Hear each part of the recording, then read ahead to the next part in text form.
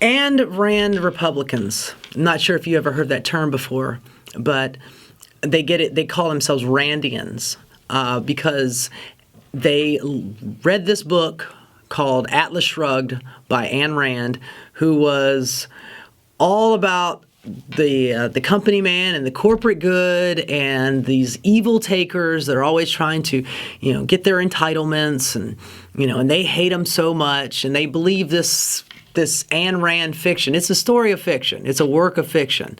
I've read the book, and to give you a brief synopsis, it's basically that everybody is just busy trying to take money from these good corporations. They're just trying to do good. They're only just trying to make money. That's all. Then just money, it's not a bad thing. Meanwhile, they all have to go out of business because the entire system collapsed. And these Republicans today believe this book so much that they're basing their entire philosophy and belief structure off of a work of fiction. Meanwhile, Ayn Rand died collecting Social Security on Medicare in public housing. But they are equating this with capitalism. It's not capitalism. It's an oligarchy, is what she described in the book. And if you read it and you pay attention, it's written on every single page. They, after the New Deal, FDR put out the Glass-Steagall, which was taken away by Bill Clinton, which is what gave us the collapse, the housing collapse in 2008, and that's why they call it the Great Recession. It wasn't quite as bad as the Great Depression, but it was pretty close. And I'm sure that most of you are probably still feeling the pain and the pinch from it because wages have been stagnant ever since. And I want to give you a quick breakdown of what happened in 2008 so you can understand a little bit better. This is the Wall Street model at the time. They created this shitty product. What they did was they were starting off with a good product. It's prime mortgages. What they would do, now they're already making money off the mortgages. Somebody like you buys a house, you've got good credit, you have collateral, you take out a loan for a house, you make your payments every month. You're a prime candidate. So the bank loans you the money for the house, prime mortgage. And what they were doing was they would bundle all these prime mortgages together, and then they would slice off little pieces and sell them off to investors. And then they would, on these prime mortgages, since they were all prime and good bets, they all got AAA rating from Moody's and from Standard & Poor's, and they always made more and more money. Well, they realized, wow, man, we're making some really great money off of this, but we've kind of topped out with all of our prime mortgages. So they started doing subprime mortgages.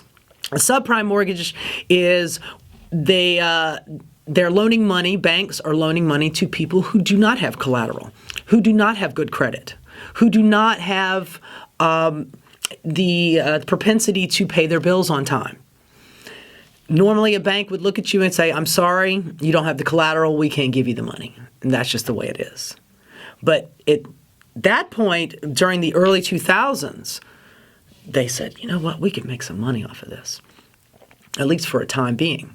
So they would bundle these subprime mortgages together, these very risky deals. They would bundle them together and they would sell them off in the same fashion. But they bribed Moody's. They bribed Standard & Poor's, these ratings houses, which gave them AAA ratings. I'm sure you've heard this before, AAA ratings. AAA ratings are usually reserved for great bets, meaning, hey, it's got a AAA rating.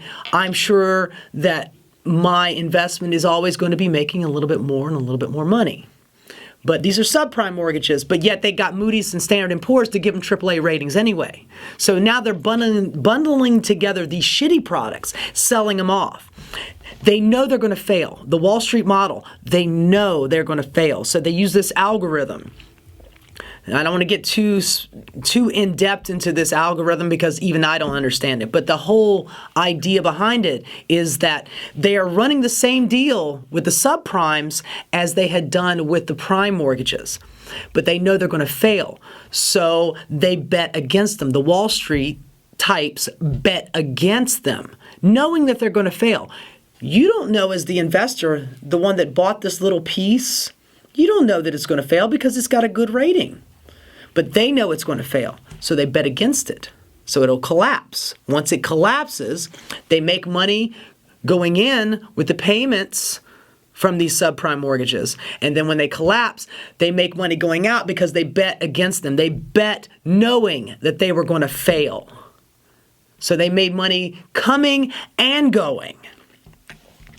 Then, right before the bottom drops out, they pull all of their money out, which causes a crisis. There's no money out there to be had. It's all been taken away, and then the bottom drops out. Then the economy collapses, and then they go, oh my God, my business failed. What am I going to do? Government, could you give us a bailout? Now, this is not capitalism. Bailing out an investment bank for doing shitty practices, that's not capitalism. Capitalism is you fuck up, you pay the price. But no, they get a tax bailout. So government gives them a huge chunk of money. What do? They take that money and they stick it in the Federal Reserve, which is not a government agency, even though it sounds like a government agency when they say Federal Reserve. Federal Reserve is a group of exceedingly wealthy people like the Rothschilds, the Rockefellers. They have huge sums of money in the Fed where governments like America and Russia and China can borrow against it. You'll never pay that back. That's another complicated story to begin with. But what they do is they take the bailout money that they got from the government and they put it in the Fed. They didn't need the money because they already made all the money from fleecing the American public with this shitty product, this shitty subprime mortgages. They made all that money, but yet they get bailout money. They stick it in the Fed. They earn interest on that. They wait a year.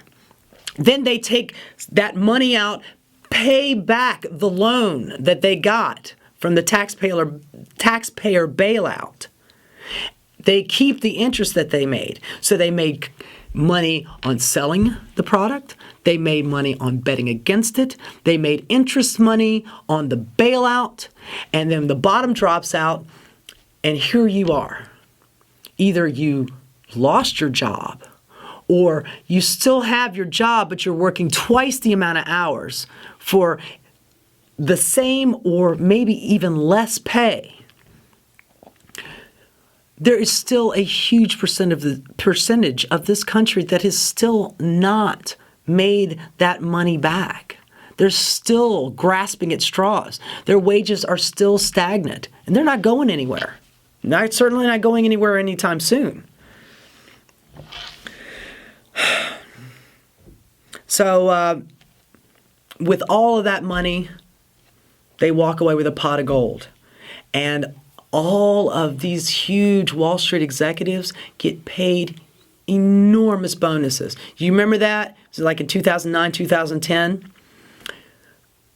The banking system was in free fall in 2008, 2009. And in 2010, you start hearing about these huge bonuses. The Jamie Dimon and Jamie Dimon, which was that wasn't Morgan Stanley. That was Mac. Was Morgan Stanley. Jamie Dimon was I'm getting my banks mixed up. Blankfeld from Goldman Sachs. All these guys are getting paid these huge, ridiculous sums of billions of dollars in corporate bonuses. And meanwhile, we can't even make our house payments anymore. Where did all that money go? It went into their pockets. They're hiding it in offshore accounts. They're buying yachts and houses in other countries. What's wrong with Goldman Sachs? That's what's wrong with Goldman Sachs. And here we are in the Trump era with remember the whole time during the primary, it was, you can't vote for Ted Cruz, Lying Ted, or Crooked Hillary, because they're going to be run by Goldman Sachs. Meanwhile, Donald Trump as his Treasury Secretary, Steve Mnuchin. He spent 17 years at Goldman Sachs as a partner. Then he bought the mortgage lender IndyMac. After the free fall, the price was really cheap, bottom dollar. So he bought this IndyMac in 2008. He renamed it One West.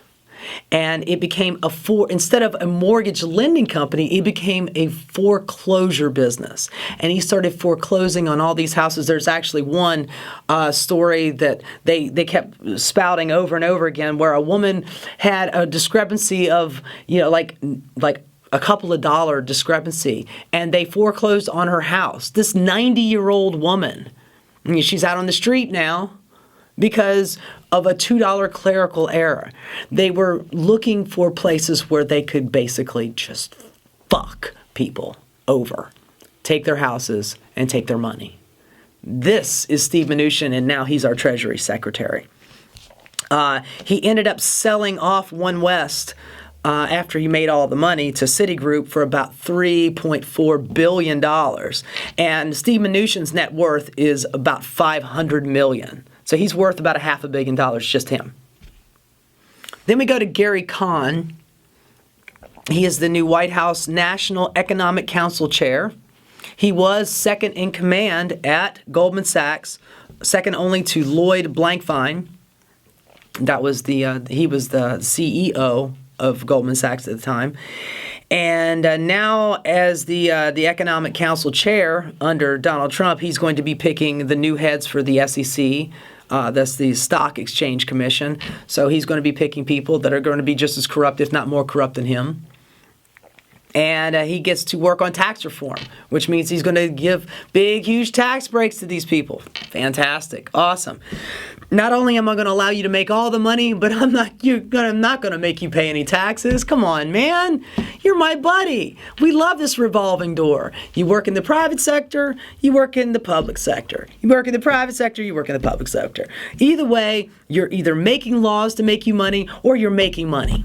One way or the other, it's about making money. One hand washes the other, the secret handshakes, behind closed doors, the whole 9 yards. You get my point. So that Steve Mnuchin, Gary Kahn. So then we got Steve Bannon. He used to work at Goldman Sachs as well in mergers and acquisitions, which is perfect for him because he's all about, devouring companies, making fewer and fewer corporations that own everything. That's his business model. He hates the administrative state. He wants to kill it off.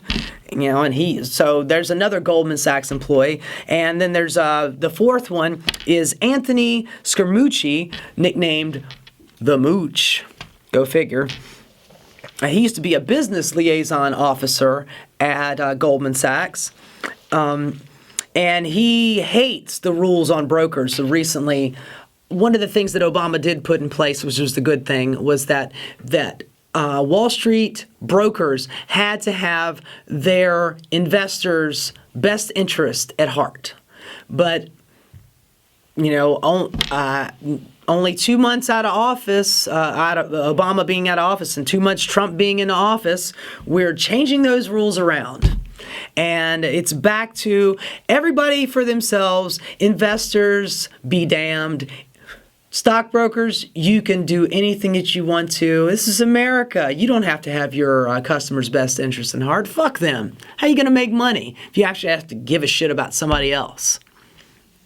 So we got Steve Mnuchin, Gary Kahn, Steve Bannon, and Anthony Scaramucci. And not to gild the lily any further, but he was fired from Goldman for substandard performance.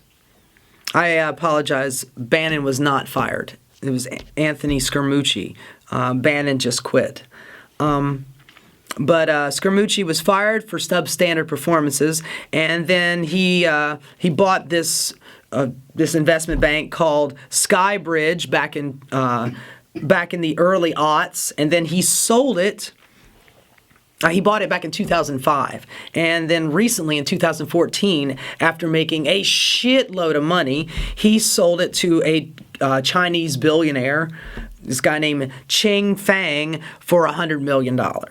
So he made tons of money, and then he sells this shitty product to Chinese. Basically, it was a sweetheart deal because the Chinese want to get government regulations to go their way when it comes to trade. So, yeah, we'll go ahead and buy that for you. Like recently with